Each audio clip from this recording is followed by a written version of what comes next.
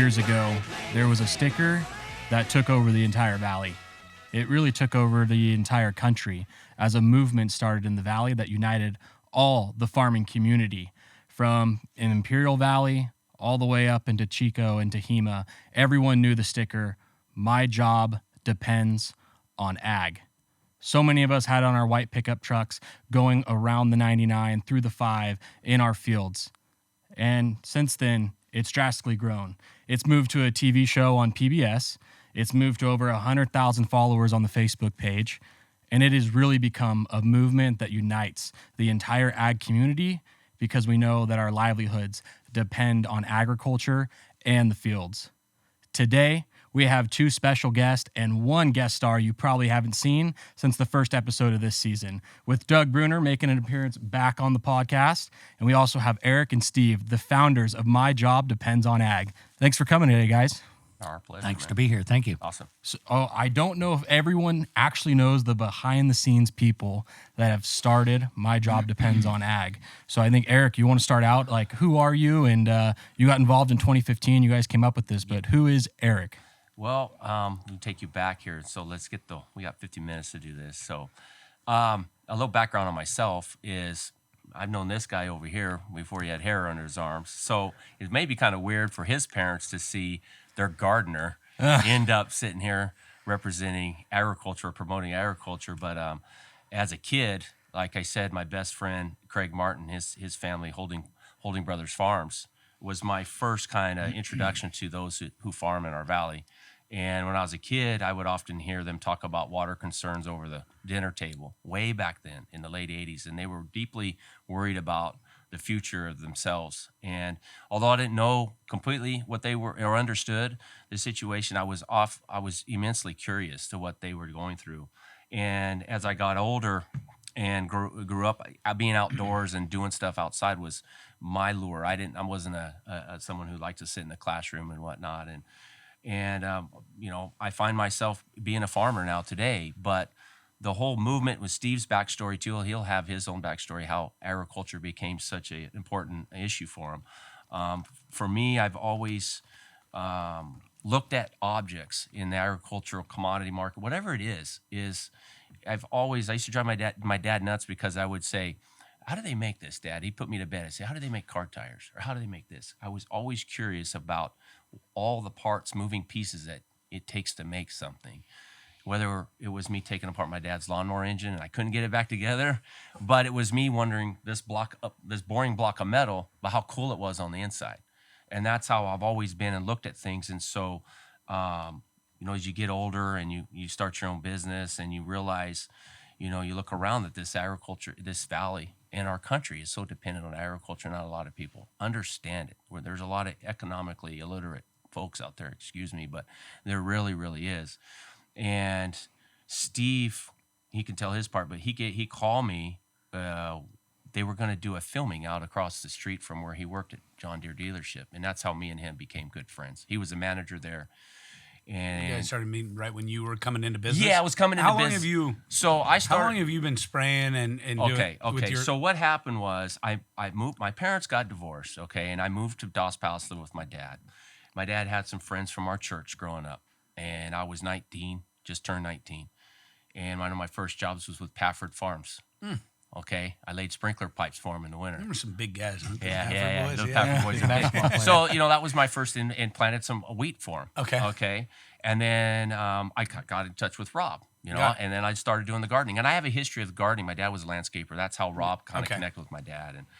And so when I met my wife, my girlfriend, I wasn't there for about 6 months, and I ran into my wife, future wife. Her dad's a third-generation family farmer. Got it. And there was a time once in a while he'd ask me, "Hey, I need help out on the ranch. You think you can help me on the weekend?" His dad was still alive, and I loved that shit, man. And here I am on a tractor disking fields. I was eating that shit up. I loved it. Well, the previous generations are running from it, right? Yeah, right. You're out there because I didn't know I didn't. Yeah, they're running from it, and so I just loved it. And then there was a time when I came at a crossroads. I had an opportunity to work at Fresno State athletic fields. I was like one of the last 3 candidates for the job. I didn't get it, and I was trying to do something better myself. And my father-in-law, his dad passed away, or was getting older. He hadn't passed away yet, but he'd asked me, would you consider working on the ranch? You would have to do. You're the low man. I'm telling you right now.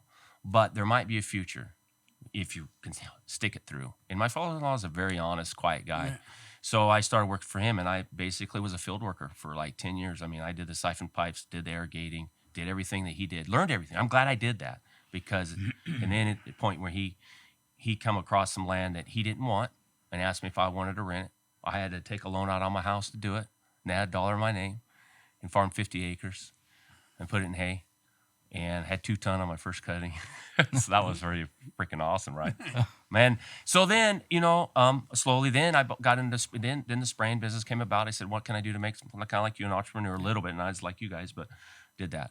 And then that's how I met Steve, is through this business of going through John Deere with my father-in-law. And we became good friends. Talking about Fresno State. Yeah. Football, really. Which were you at? Thomas and Tractor. Thomas and Tractor, yeah. Got it. Fireball. So he calls and they're scheduling this big thing. It's Winter Drought 2013 or somewhere around there, and they're going to do a film production of just kind of put all this equipment in a hay yard. He probably has a picture we can show later of all the jobs it just takes to make a bale of hay, basically. Seriously. So, yeah, and so it was a good image of just what it takes. And a lot of people in that show were saying, well, my job depends on agriculture. They had Josh Allen's mother, LaVon. They own Jack's Primetime at the time. Look at that. Yeah, that's pretty cool. Yeah, give that to. We'll have to clip this in so everyone can see it. I remember that, and what that doesn't even show is that image shows to create the hay. Yeah, and then the hay needs to get hauled to. Do you have retrievers and everything in there? There's retrievers. Yeah, so the hay goes to the cow, and then the man has to give, the feed to the cow, and then somebody has to milk the cow. Somebody's got to haul the milk. That's right. Somebody's got to pasteurize the milk. Then they got to haul it to the store. The step by step is what we all do is, whether it's a beer or it's a glass of milk, whatever it may be, when it comes to actually fully nutritional food, right? Not a processed food. When you're talking whole milk, you're talking a fruit or a vegetable or a meat, the process it takes to get that is just. When you say my job depends, it's not just our job. It's just there's a long line of people. What you're saying, and he could tell a story right when I finish this, but that's exactly on my end of how when he'll tell a story about his sticker, but when he did, and then I called him and I said, "Can we actually get those stickers up here?" I think I set them right back there. Oh, perfect, beautiful, perfect. Yeah. So, just in case everybody should know what it is by now. So. You need to tell them about their school kids and challenging them about. We went to Los Manis. We can get into that too. So this move's been pretty cool. The things we've got to do because of it. But what you're saying right there, I was spraying for a customer. I was in my spray rig, and he showed me pictures of his idea, and it was fantastic because he just put all this on a sticker that can make all of us put one on our car, and it was a great way. It's just a genius idea. And as I'm sitting there, we're talking about it. It was a friend that I went to high school with, Brian. Forgive me. Anyways, Brian just happened to put on Facebook, hey man, it happened just to rain. This is in May. We went through a real dry period, and Brian posted on his Facebook page. What are you guys doing? On your second cutting of hay? No. He posted. Made 2 ton. Fucking got tested. Dang it! I feel bad. I can't remember his name.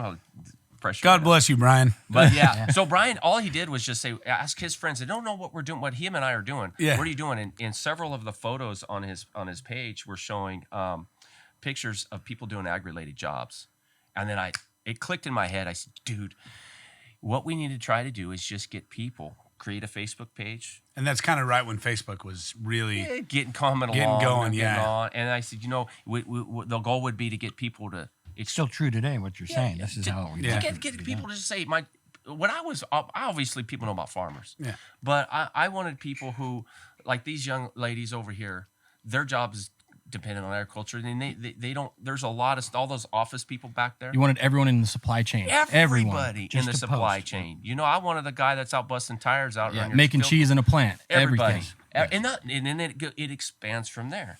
It expands for a lady. I've always told this, and he probably gets bored telling me this. Well, one of the cool ones was a lady says, I think she was a Tulare vice lady. She had a massage kind of place. What do they call those things when women go to these nice places? Spa, yeah. And all those farmers. Yeah. Anyway, she was going through her list of products that she uses for her customers, and she realizes that she had like 1,200 count thread Pima cotton towels and almond oils in her stuff, and so there's all this stuff that's goes back to agriculture byproducts of just eating an almond, but there's also byproducts and cottonseed oil and all these things make it into a whole nother array of the economy. And the people just need to realize that, I mean, that's, the byproducts of agriculture is a huge industry just absolutely. Besides what it's actually bigger. It might be, yeah. So he's got a great story about how he got it. There's a great concept on the page, and there we got 110,000 followers from all over the world. And when he first made the page, we got a call from a guy from Australia, Phil, who I wonder how many followers are from PETA. Yeah, I think there's we've had a few. workers, We've had a few. Those are little fuckers you kick off. Hey, if you want to see some jugs, go over to theagcenter.com. Click on shop and look at all of our line of fertilizer products from Penny Newman, from the Ag Center, and many more. Irrigation parts, PPE, whatever you need to keep farming this year is at theagcenter.com. Add it to your shopping cart, check out fully online, see it at your ranch soon. We'll help you keep farming this year. Theagcenter.com. Those are the hate comments, right? So the guy, Phil from Australia, said, I want to come and fly to California and meet you guys. What you're doing is great. I want to sign paperwork and create My Job Depends on Ag in Australia. And Erik and I kind of chuckled, and we were flattered that he wanted to do it. We just said, you can handle that down there. We don't need anything. God bless you.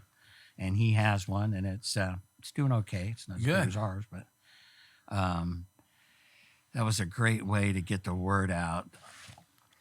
The California Water Coalition were the people that helped us with that alfalfa field and getting all our idea was to get all the equipment in a field that it took to make a bale of alfalfa, just one crop.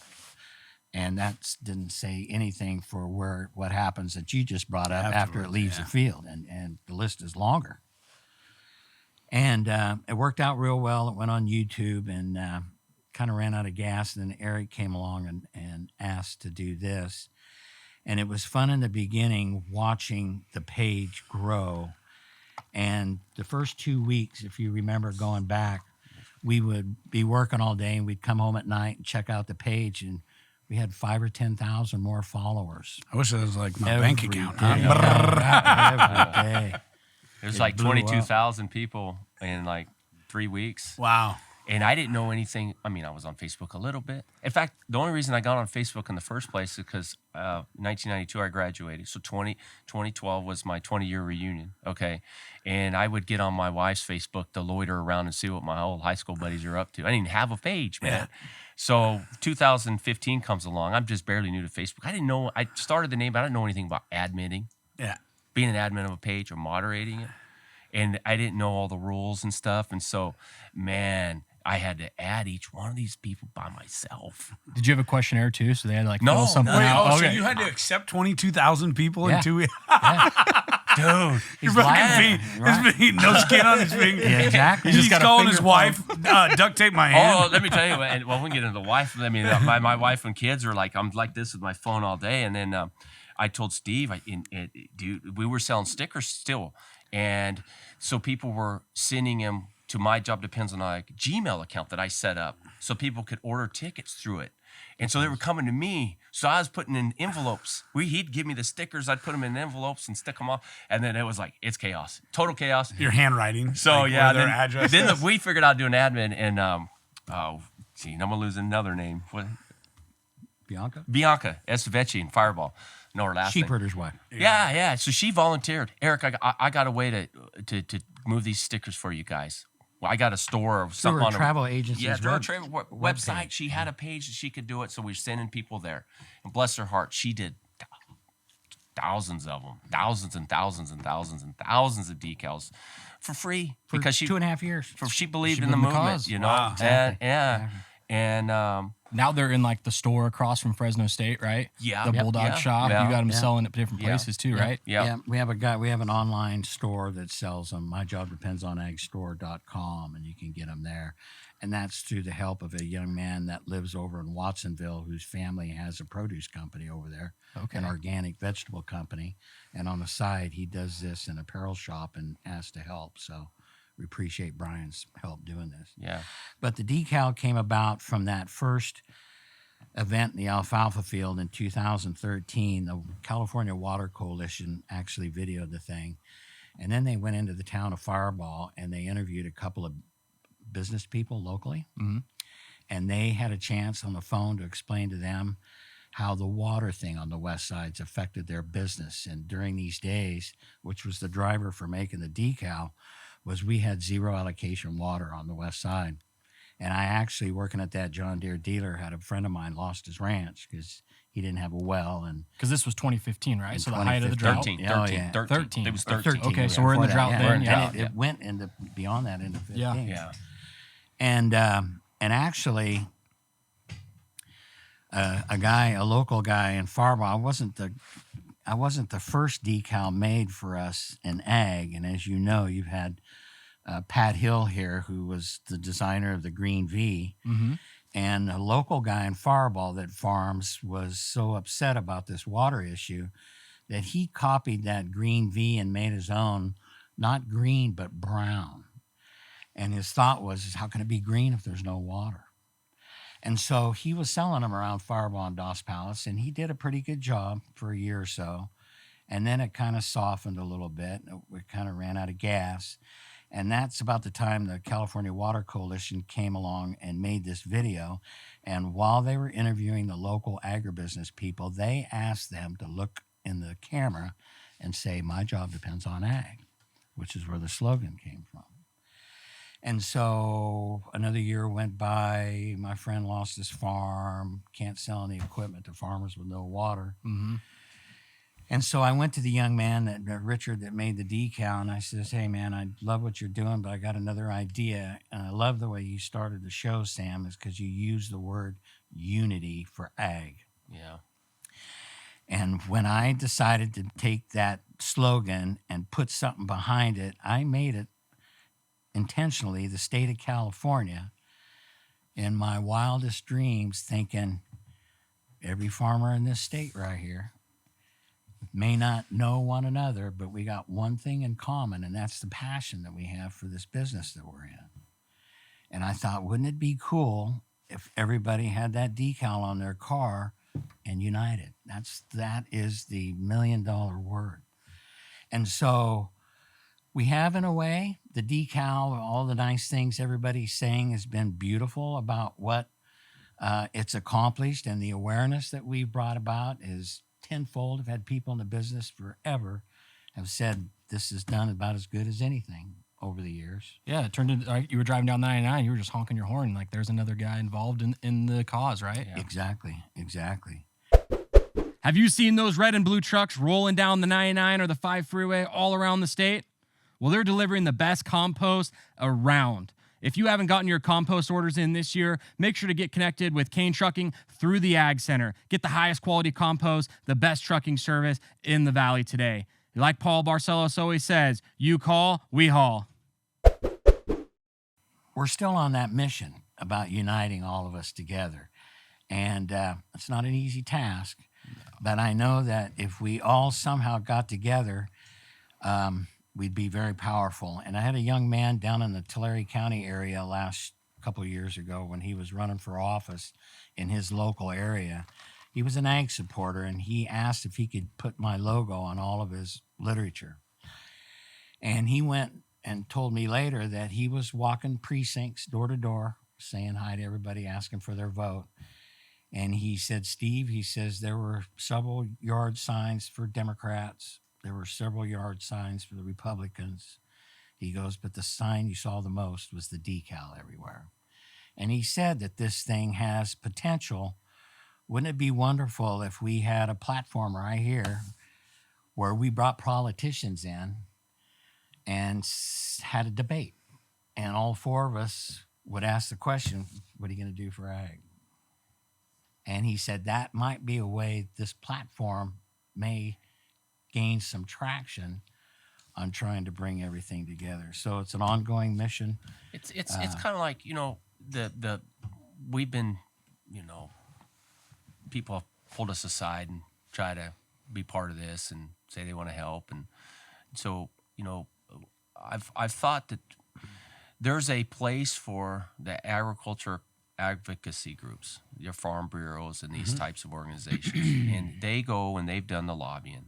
They go up to Sacramento. And I thought to go the opposite way and talk to the voters, because I think in our state, and this is just my personal opinion, they vote heavily for one party.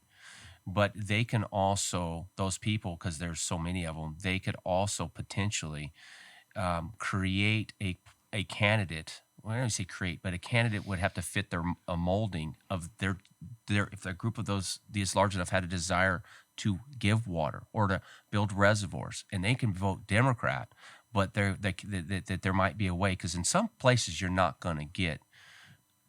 They don't even know about agriculture, but as a whole, if you can get the populace to really see the importance of what water does to the state, pro-farming, yeah. Pro-farming, because if you took, I'd like to see what the GDP is that is sitting behind Shasta Dam and Orville Dam. Can you put a dollar amount on that? Because what does that water do for this whole state? I mean, it feeds LA. Everything. It feeds the coastal cities. It feeds our food. How much money is behind those two reservoirs? And people talk about it's too much money to build a reservoir. Can you calculate the GDP? I mean, it's pretty much, without the two, we're not the sixth largest economy in the world. I don't know where we would be. Yeah. And it's And just, you look right now, like Silicon Valley is becoming less. It's not as important as it was once before, right? what's a regulatory building problem? a new city. Yeah. You know, Yeah, I see that right now. Yeah, they just went and bought all the farm ground out in Dixon, and they're building a new city apparently. yeah, that's crazy. If I can just make another comment about this decal, I got to compliment Eric for this. In the beginning, we went out and bought. I went out and bought 200 decals, sold them in 3 days. Went back and ordered 1,000 of them, and sold those in 3 weeks at $5 a piece. And with all this chaos going on, we've shared with you so far, I had $5,000 cash in my pocket. I called Eric and I said, I got $5,000 You felt cash like a in my pimp. pocket. Yeah. I said, it's not my money. I'm not in the decal business. I'd rather sell John Deere tractors. It's a message, And I said, hey, Eric, what about giving it away? And he says, let's start in our own backyard and call the local high schools where we're from, Mendota, Fireball, Dos Palace, Chowchilla, Los Banos, and talk to the ag teachers and offer the kids a $500 scholarship, the ones going on to college majoring in ag. And I said, perfect. So from the beginning, that's what we've done with the proceeds we've made from these decals. We've given it all back to kids. So do you do it right now really for the kids going to the 4-year or 2-year? Do you do it for kids that want to go straight the blue collar path and they want to be a diesel mechanic? There's a trade school down in Visalia, an ag trade school in Visalia. We've sent them to there.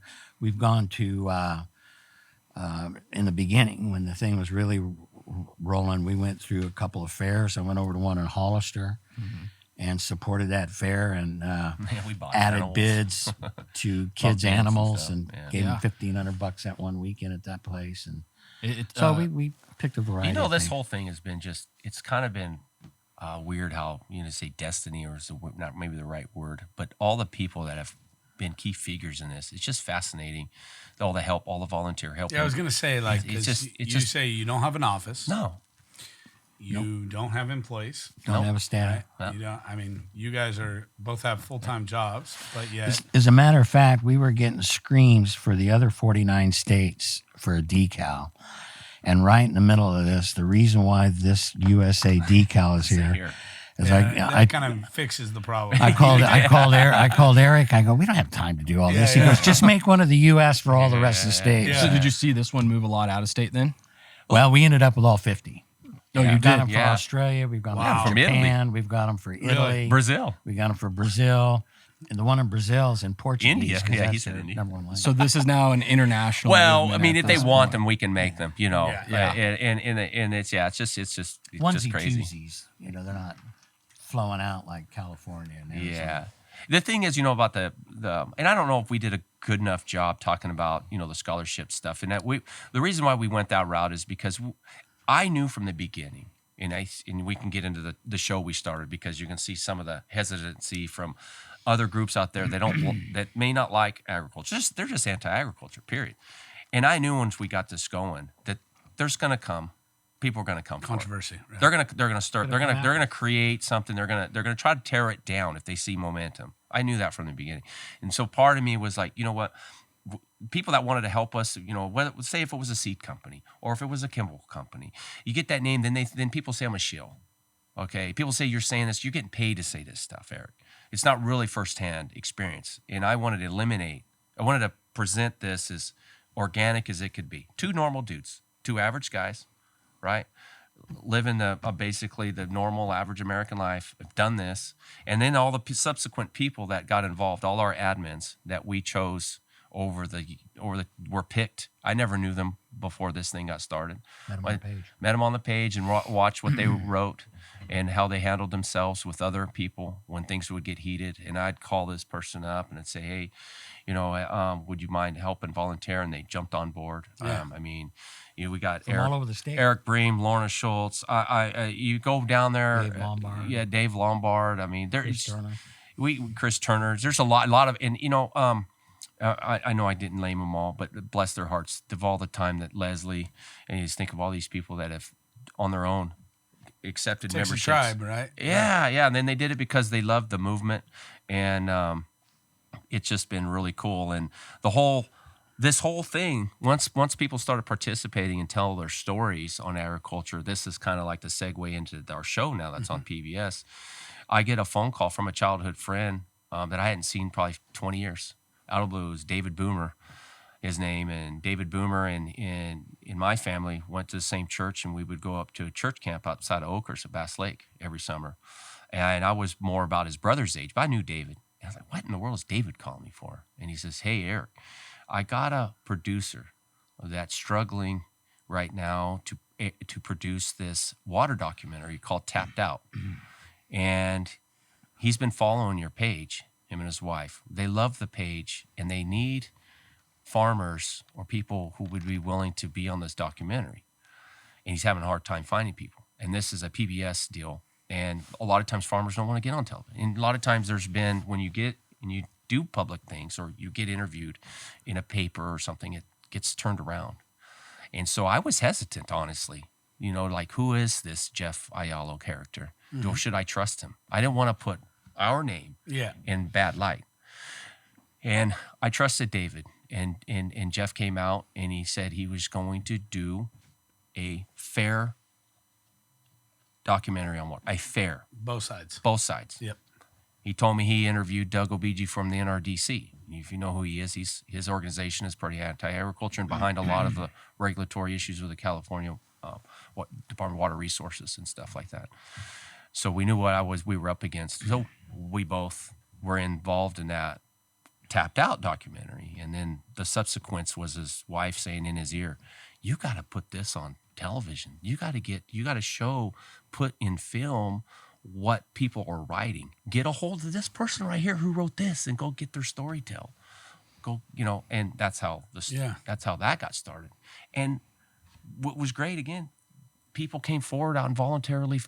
I don't even know some of these people who got behind Steve and I's vision and promoted the show and gave Eric Bream was one of our admins. He's kind of he funded enough money for Jeff to get it started. Mm-hmm. He's a citrus grower in Exeter. Yeah, and Eric's been a tremendous part of this. We should have had him in here too. He's been a tremendous part of this movement too, as far as the funding part of the show. Him and what's his Tom Amaro. Those two helped. Whose family we told farmed. them the idea, and we sat around the table, and they cut a check.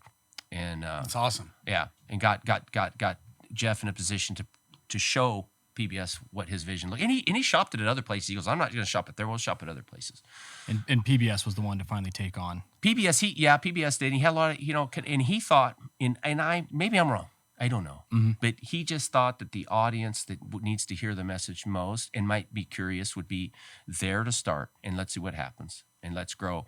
And so, which I have seen, for people that haven't, I have watched their shows. They're very good. I challenge people to take a look at it. What's really exciting is that show started just locally in our local PBS affiliate, Merced to Bakersfield. But Jeff's been telling us that it's been successful enough now that other affiliates are asking about showing it. It's all the way up in Reading now. Yeah, it's up in Reading and I believe Southern California. Yeah. We've gotten it into the Bay Area then and the coast. Yeah, it's starting there. And now he says even it's heading east. So it may get out of California. And that's just beautiful. Gains just don't matter in the gym. They matter in our almond fields. Como 5 is the product this year that can help increase your fruit set by over 16%. For less than $20 an acre, we can increase our pounds by over 400. Use it during pink bud or all the way up to petal fall. Let's increase our yields together this year. Check out theagcenter.com or Penny Newman today. Let me ask you a question, because especially doing it the way you guys have done, it's not like it's untraditional. Yeah, you're not. It's not. You're not running a business really, because you're not. This like I was talking to Eric earlier. That it's like, man, this could be a multi-million-dollar business if they wanted to. Whether shirts, hats, it's more out of passion and things like that. And I think it's important to ask, what has been your greatest highs and lows of this whole movement? Because you guys have been doing it for like 8 years now. What's been like, why are, in anything you do, whether it's a business, relationships, anything, you have those times where you're just like, I don't know why I'm doing this. And then you have those. I know what I'm going to say. Those jitters. I do too. Those jitters where you're like, this is so fulfilling. This is a life purpose. For better, for worse, this is part of your life purpose. God gave you this ability to come up with an idea, and you moved on. If any farmer goes out anywhere and he sits down, and whether it's at a wedding reception or something, and he's around people don't know, and they say, "What are you doing?" "I'm a farmer." Then everybody they start asking him questions. Yeah, what do you farm? What are you doing? And then it gets going. Yeah. So, but prior to the Facebook page, I would just on my own with my own friends, just blog. I just put what I'm doing for today, and I'd have a lot of people question, and that was kind of like, the talking and communicating with people and sharing those stories, and some of the responses maybe been the high, and seeing maybe making a connection with some people that didn't understand that I helped them. You have to understand, because I grew up in the city, so I have a perspective. I'm going to interrupt you. Okay, great. You asked for an interruption, so I'm going to give you one. All right. One thing I like you a little bit, which my dad, Doug Sr., I doubt he'll listen to this because he can't figure out how to work an iPhone or an iPad. But my dad came from city, got into farming with his father-in-law, and he's so passionate about what he does, right? And he got an opportunity. Yeah. Right? And so ag always starts with an opportunity. Yeah. Some people have gotten it goes down generation to generation, and they don't realize that opportunity anymore, because it's definitely not about the money, because unless you become so vertically integrated, you have a great, forefather that just leads it up, to something that people didn't believe. Other than that, it becomes a lifestyle, right? Yeah. And it's generational. You get to be with your family. Like Steve was saying, Eric, if he could be spraying right now and be with his family, which he can't spray right now because he sprays in Dos Palace and he would ruin somebody's field, right? Because it's wet. Right. But he has this passion he got this opportunity, and he just loves it. He loves it. You love to be with your family. You love seeing something grow. Yeah. There's, like you said, you came from the landscape. Yeah. So now you get to see alfalfa grow every day, or you get to see the cotton, germinate. I tell you what, growing up in the city, and I get in my truck and I go to work, and I'm going to go, I farm too. So I go and I'm going to go irrigate. And I do my irrigating myself. I don't like anybody touch my cantaloupes. I do it all myself. So I had 100 acres or so of cantaloupes and honeydews this year, just a little bit less. And about 100. And I do it all myself. I don't want nobody touching those things. But I get up in the morning. I swear I get chills. The sun's coming up. Well, I can't believe I'm doing this shit, man. It's a tremendous I thrill. think that's what your passion is. Well, towards, and then it's towards also communicating to the city people, because oftentimes in agriculture we'll use terminology assuming they know what we're talking about. Like, I'm going to go harrow off cotton beds. Oh, okay. No one in the city knows what you're talking about. So when I write stuff on Facebook, I remember that I have to I'm not dumbing it down, but I have to use a vocabulary that they'll understand what I'm doing stuff. Yeah. And so I think being cognizant of that, I think that's where the high is, when I think I made someone understand why we do what we're doing. Yeah. The low, for me, I think came when the realization of how ugly I can be in the battle for water and the battle for there's a lot of things behind this happened behind the scenes that discouraged me. There was a big discouragement, and it happened when Prop 1 was, I don't know if you guys remember that, but it was being bandied about that we're going to get water. They're going to build Temperance Lake. We're going to do Sites Reservoir, and I was excited about it. Well, we also were pulled to the side, kind of said, hey, if this thing passes, we're worried. This organization, I don't want to name names, but they told us, hey, the way this is written, it's going to allow the governor, the way it has to go is the governor's going to have 9 people that he's going to choose himself to be on a panel to choose which sites get determined to be built. And it's an inherent flaw in their legal opinion, okay? They thought that this probably won't happen. And I was discouraged at this kind of finagling. They sell it to the voters. The voters of California want water storage. They can see this. They can see this, all this water go out to the ocean.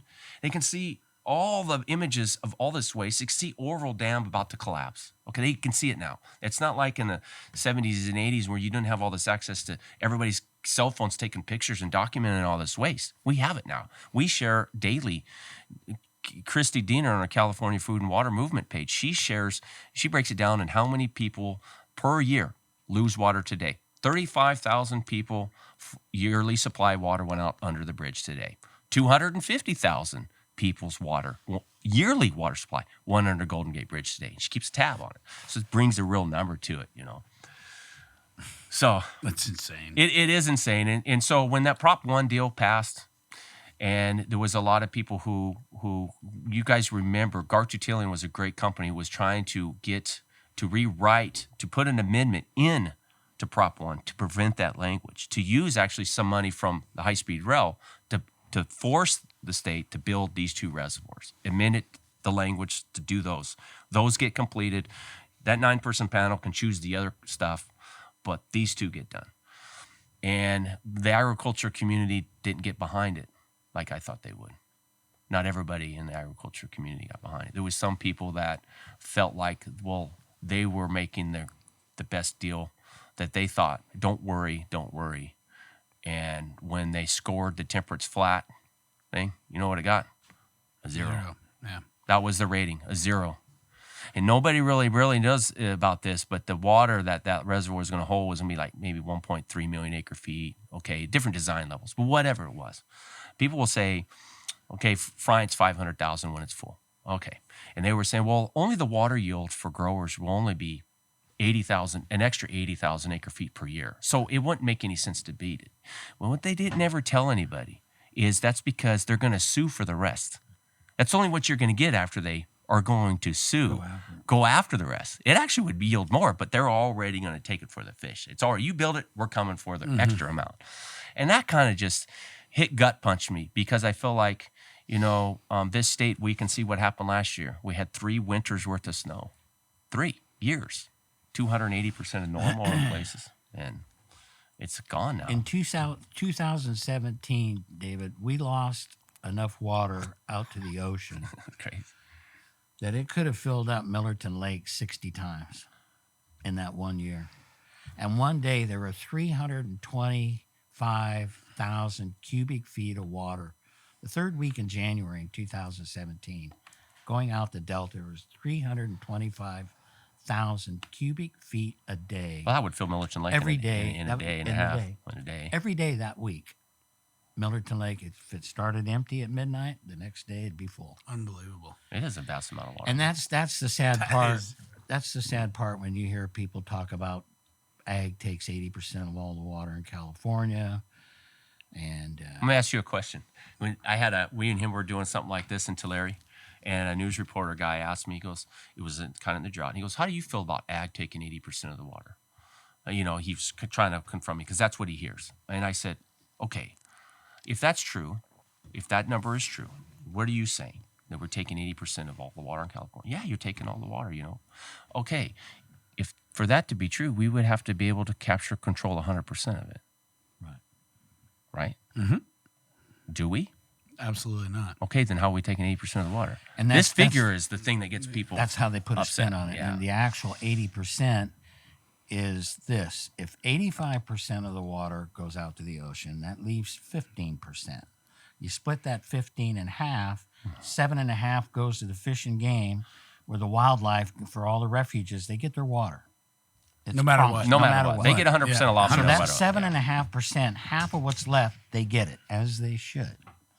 The other 7.5% is what's left for municipal and ag. We use 80% of 7.5%. Yeah, so you can, That's these the numbers, real- That's the real number They that needs say- to be sent out to people. they- And if we, excuse me, Yeah, go ahead. but if 80%, 85% of it's going to the ocean, and we kept another 10% back and let only 75 go to the ocean, there'd be a lot of water yeah. for everybody. Yeah.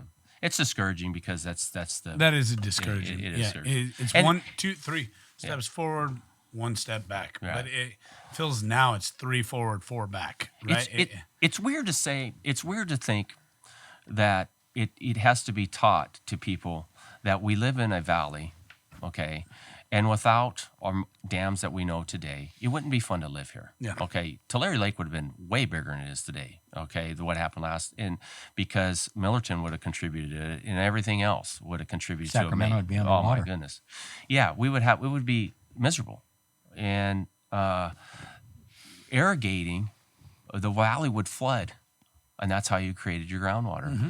And people don't realize, when I talk to people from the Midwest, they're kind of weird that they grow their crops on rain moisture. Yeah, Okay? absolutely. Dry lake farm. Well, they get 30 inches of rain April, May, and June, July. Perfect time. At the perfect time. Yeah. They get theirs during their growing season. We're the opposite, which has its benefits. One of the benefits is you can't grow fresh produce in that environment because of high risk for food contamination and these other things. We have low humidity, which is also a super plus for growing a fresh and safe product. The more humid it is, the more risk you are for foodborne illnesses and stuff like that. But we get all of our precipitation when we're not really growing anything. So we have to save it for when we are growing things. And it's like mind-boggling for people not to. That's a great analogy. I've Honestly, I've never thought about that. In the Midwest, You are correct. You are 100% correct. yeah, we have to save it Unless for when we grow. they just want us to grow the weed of And the that's what world, we're doing. That's right? all we're saying. Eric got another good one, if I can pull What? one out that you mentioned before. And he talked about housing tracts in the cities. Oh, yeah. Typically, every acre, there's 6 homes. No And if more those now. Way if more. 6 homes have a family of 4, those 6 homes in 1 acre in a city subdivision each consume an acre foot of water. So Each in home. this- No. each home. An acre, a residential acre, if broken down, if we're going to compare apples to apples, Okay. a residential acre, and I got the information from the Los Angeles. What is it? Metro. What is it? Deep. What do they call them? Department of Power and DRP? Water. Yeah.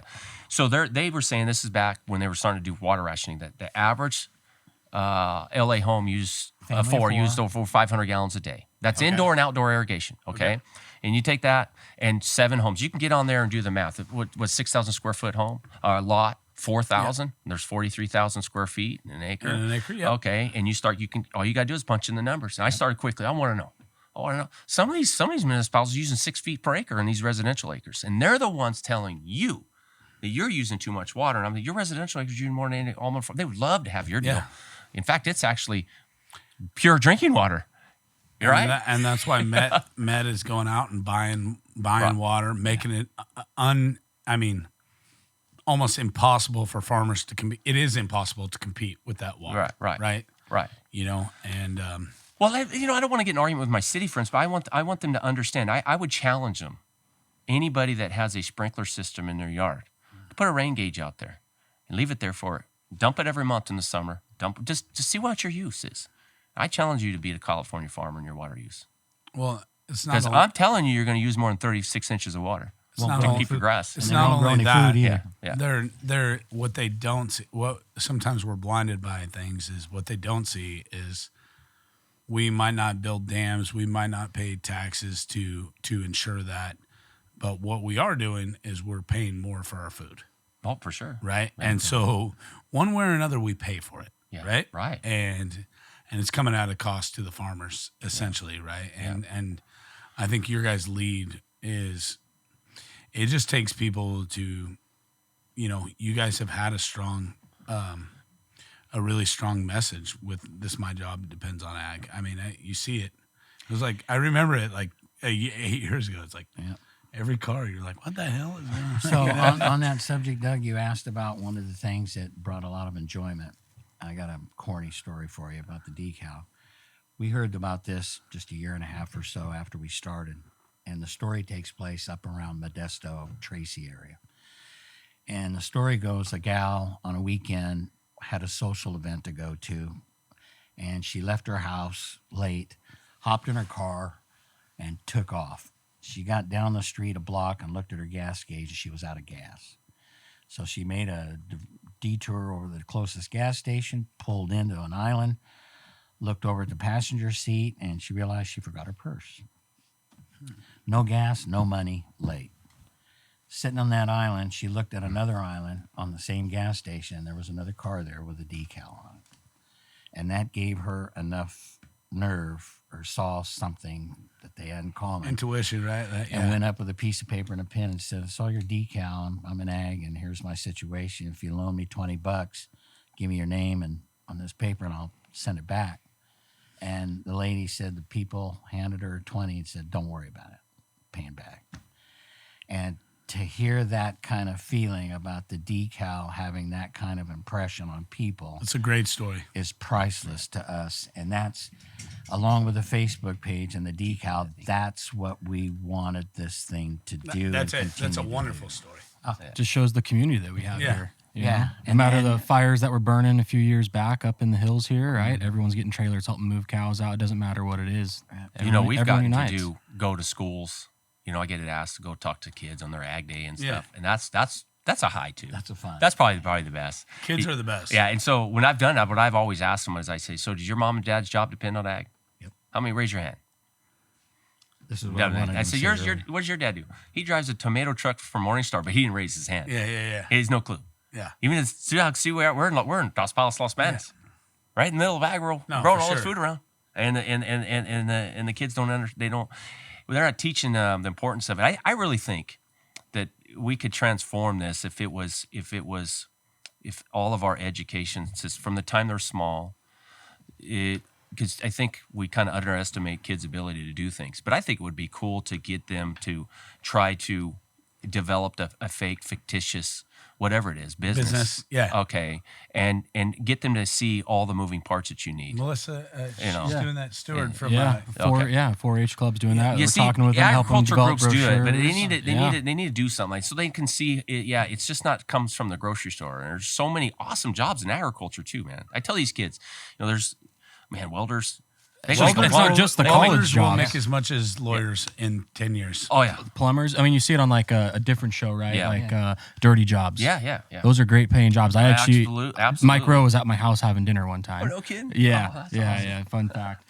But a lot of these kids think that the only jobs in ag are out there working in the fields. It's kind of been demeaning, It's just That's a good point. hard labor You, job. think it's- you There's think not. There's a lot. kids nowadays think if you work behind a computer, you have a great job. Yeah. I say you're sedentary, you have a terrible job. Yeah. I do have kind of a last question to both of you guys. Where do you see the future, and how can people help? We Monetarily, Eric immediately, when we had all this money, put us in touch with Central California Community Foundation in Fresno. And they're the nonprofit that we take all of our money every year at the end of the year and put it in that account. And that's where we divvy the scholarships from.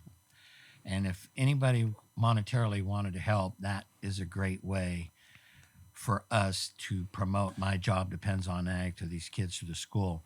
We're involved with a group called Center for Land-Based Learning out of Woodland, California. We met them at the Ag Show in our booth. They talk to high schools up and down the state, and they get kids involved in ag programs, and we give them $10,000 a year to pass out $2,500. See, what they do, though, what we could never do is vet who is getting a scholarship. Yeah. I didn't want anybody to say to him, "Hey, you're giving this because he's your friend." So 100%. okay, so this was the Central Valley, what'd you say? The Center for Land-Based Learning is now, and they've given degrees to kids all over the state, and they do it based on their own criteria. Yep. It's hands off. It's none of me and Steve's deal, and so it's been great. I know we're close to the end, but that's a damn good question, Dave, because we're not doing this monetarily for ourselves, and the decal is a way for awareness, but the unity thing, if somehow we can get an ag group or some sort of group of us together and find a platform, and if it's not this decal, it needs to be something for us all in ag to bring us together to pick a subject and go after it. And somehow we have to try to join forces. The guy in Bakersfield doesn't have a clue the farmer in Bakersfield doesn't have a clue what's going on here in Chowchilla, and the vice versa, or same for the guy in Sacramento. But as I said earlier, we all got passion, and we need to come up with something that's going to make them all come together. Unity. Whatever that is, we're still looking for it. Yeah. And in order to keep it together, it is not one time. Right, it's continuous. It's every year, and things like that. Well, I think your guys' story is amazing. I think it has been persistent because this is something. A lot of times, it could have been we got excited for a year. Instead, you guys have literally stuck to it for a decade. I'm really. I could tell you, it's been very challenging. Facebook is made.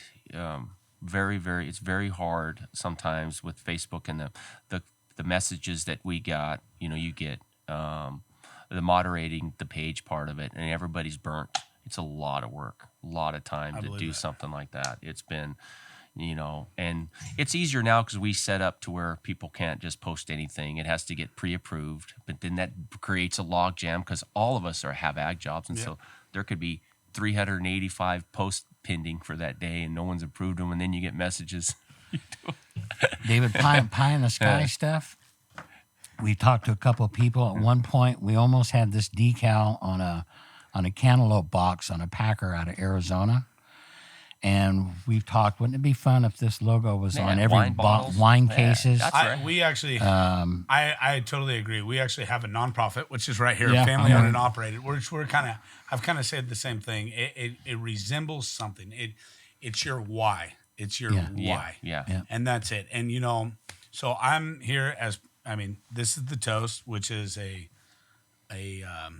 offshoot of the Ag Center. The Ag Center resembles many things, from amazing people to companies. We believe in ag. That's kind of why it started. Yep. So we here at the Ag Center are going to make a $2,500 donation to My Job Depends on Ag for your guys' scholarships. I believe in that. Very nice. I was lucky to be in that. You guys will have a check next week for your guys' deal, and I want to really see that, challenge people to move forward into helping, because our kids of the future are, they are what they are. I hope my kids are in ag.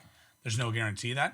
I think you got somebody like Eric who's just excited because he's first generation, even though his wife's not. But look at him smiling. He can't wait to spray them. Unfortunately, it's raining. So.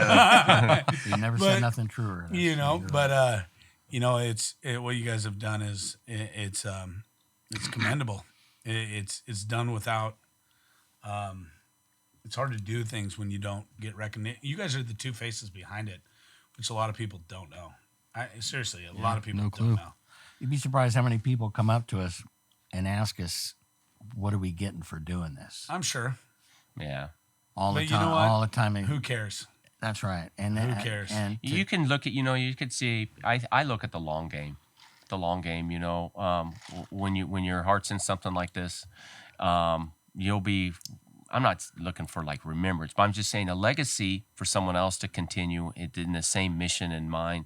And that's what we would, if we were to talk about going somewhere, I think for me, the mission and the people who have the same mindset and the goals and the love for this industry is who I want to surround myself with and take care of it after. well, thank you very much on that, for this. Yeah, This is I very mean, nice. on that, thank you guys for coming in, and hopefully we got to preach for an hour of unity, the whole supply chain, the guy making cheese, the guy filling up diesel tanks, whatever it is. Everyone's job depends on ag here in this valley, around the U.S. Our lives depend on it in the world. Yep. So thank you guys for spreading that message, supporting the future.